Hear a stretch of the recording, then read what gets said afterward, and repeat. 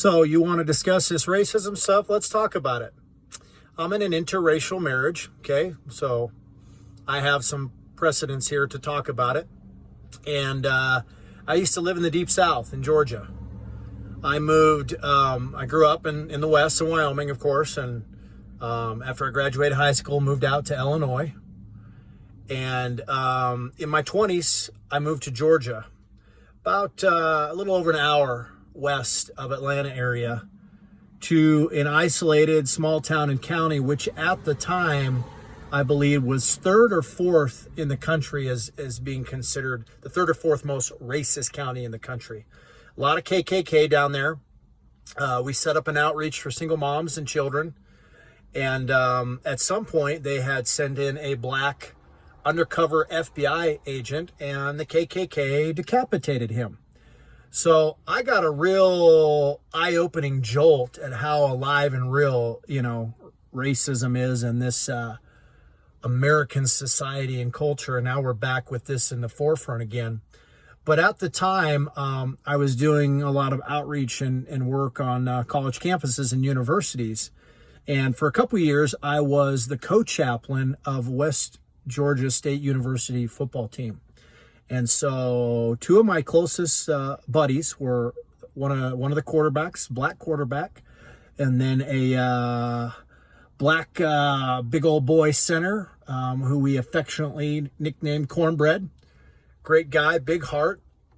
And we used to hang out, down there in public. And I still remember, we'd hang out in public and, some of the looks we'd get and, the jokes and the Oreo jokes and blah, blah, blah. But, that stuff is sadly, it's alive and real. And we're supposed to be an advanced society and culture. And we're supposed to be mature. And we're supposed to be growing up about this. Then why is this stuff still going on? Okay, let's talk about from a faith-based perspective, for the Bible-believing people.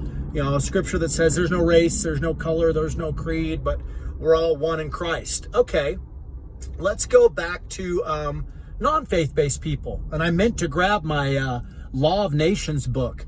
Did you know that international law and the law of nations, call it natural law, if you will, states, okay, the very thing in which our Constitution and the Declaration of Independence were founded on. If you haven't read the Law of Nations, you should really take some time to do that.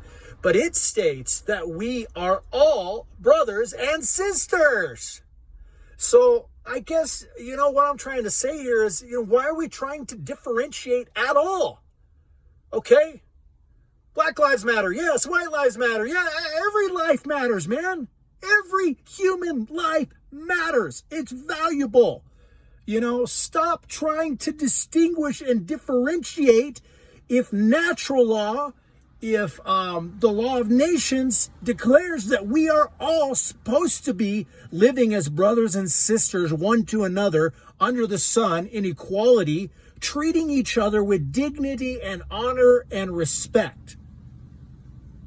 Well, we're too busy murdering one another, invoking wars with other nations and pissing people off, excuse my French, and just hating when we're supposed to be loving and working together regardless of skin color.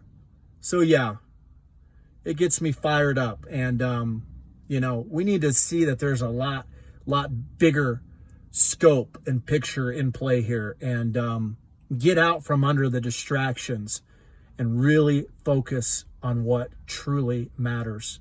Exercise self-determination, move forward, build, grow, rebuild, whatever, but start acting like human beings who really give a rip about one another, and start showing more than just empathy. We need to start showing compassion for our fellow humanity.